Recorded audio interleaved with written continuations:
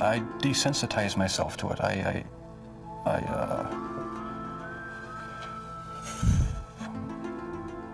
don't know, I went to great lengths. He is pure evil, but you'd never know it by looking at him. But when you hear him, that's another story.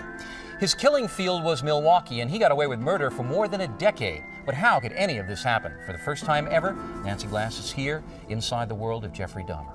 Bill, when I sat down opposite Jeffrey Dahmer for this interview, I wondered what he would tell me, how hard it would be to get him to discuss his horrific crimes.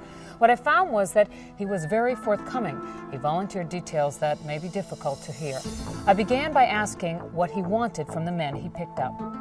I had these obsessive desires and thoughts wanting to control them, to, I don't know how to put it, possess them permanently.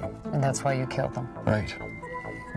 Not because I was angry with them, not because I hated them, but because I wanted to keep them with me. And as my obsession grew,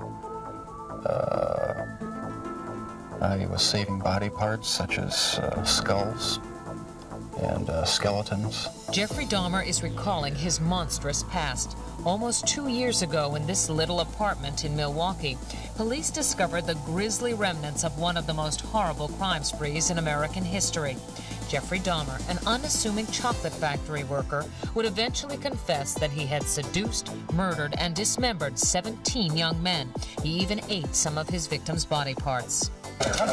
He instantly became the center of worldwide media attention, a serial killer unmasked.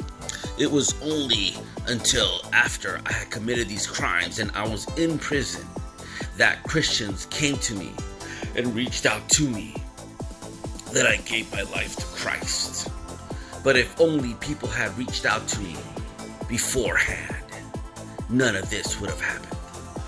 Bibles aren't allowed in schools anymore, but are encouraged in prisons. If kids were allowed to read it at school, they may not end up in prison. Poor Jeffrey Dahmer, another victim of the atheist evolutionary effect.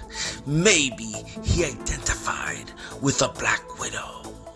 Welcome to Atheist Faith, where we believe that nothing made everything. The belief that there was nothing and nothing happened to nothing and then nothing magically exploded for no reason, creating everything, and then a bunch of everything magically rearranged itself for no reason whatsoever into self-replicating bits, which then turned into dinosaurs.